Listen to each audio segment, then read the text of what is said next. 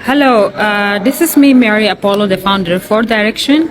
And here with me is Dr. Nelson Aluya, the professor of medicine, and he's the national president of Nigerian American Public Affairs Committee.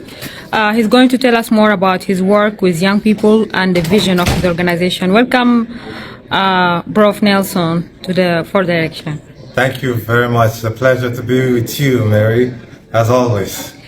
So first, at the beginning, you are the national president of Nigerian American Public Affairs Committee. Tell us about the organization and what you do. Well, the Nigerian American Public Affairs Committee was founded about 13 years ago in California when a group of very brilliant minds came together and said that the number of Nigerians in the United States, immigrants and those who were born here, was on the rise, and they wanted a situation where they begin to communicate with one another, network with one another, with the essence of building a political base, not just adding to the academics, healthcare, or even the economics of the United States, because as you know, Nigerians are one of the most educated minorities and their economic base is huge in this country. So one of the things that was missing then was the political aspect. So they decided to bring, Nigerians together where they at least will begin to have people think about the politics of this country, get involved in the politics, run for office, and eventually even get into office. And as well as create the background and the platform for political policies that would affect not just Nigerian Americans, but also the entire African diaspora, which is a subsegment of the black community in the United States. So that's how NAPA came about. So for your work with the youth, why do you choose to work with young people? Well, young people are the future. They're the bedrock for which the works of the past is built upon, so that the future will truly continue to reflect what the past has done. So it's inevitable that you have to get involved in the youths today if you want to be present in the future. So the essence of why I do that is to make sure that I create the platform for those who would turn the dials for the future that we truly do desire. I'm living here in the United States, I've been a professor of medicine, chief medical officer and all that. I have not been able to achieve all of those.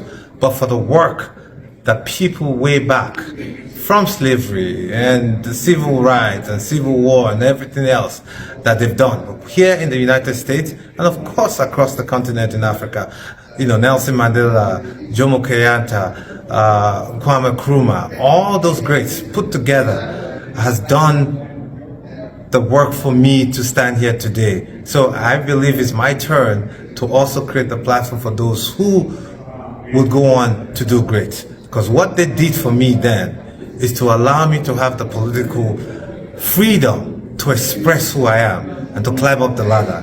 So my work is to create the platform for economic liberation for them so that their future will be a whole lot better than what mine is today. So part of the work you do with the youth back in Nigeria, what do you think some of the challenges that face young people in the continent in general, and what is the way forward to that? Well, there's a whole lot of challenges that affect young Nigerians or young people in the continent of Africa. Like 76% of people who live in the continent of 1.4 billion people today are young, less than 45 years old. And if you look at that number, I think Niger is number one, and then followed by Democratic Republic of Congo and Chad, and of course Nigeria is number 6 of the most young population, not just in Africa but in the entire continent and across the globe, as a matter of fact. So, but if you also look, Nigeria is the most populous country in the African continent. So obviously the Nigerian youth play a huge role in that. But what are the challenges that they do have? One, access to everything, big time. access to information, access to innovation, access to the network, access to funding, as a matter of fact, as well. So a lot of really brilliant, highly motivated young people leave the continent every day, and they're aspiring to do great work. They have the ideas, but they just don't have the platform to express it. So what I do with my network to bring and identify those individuals with great talent so we can connect them to the right network so that they can express themselves adequately to achieve the aims that they truly want to achieve. Because at the end of it all, the greatest thing that will ever happen to any human being that's lived is to achieve the potentials that they aspire to achieve and live a successful life. And that's truly where contentment comes from. So you are a professor of medicine full-time, and you distribute yourself, you work between your foundation and this African networking. So how do you manage your time? Well, I've been asked that multiple times. Yeah. And for those who know me, first and foremost, you find time for the things that are important to you. And if they're important to you, therefore means you love what you do. I'm here right now in George Washington University in Washington, D.C., because I drove in from New Jersey to attend a NAPAC-sponsored One Voice Africa reception at the Congressional Black Caucus. And that means taking time off my usual schedule to do this, because it's important to me. And I value it, and I value the work that we do. And we had a successful One Voice reception in combination with other groups, the Global African Network, the Ghana, and the other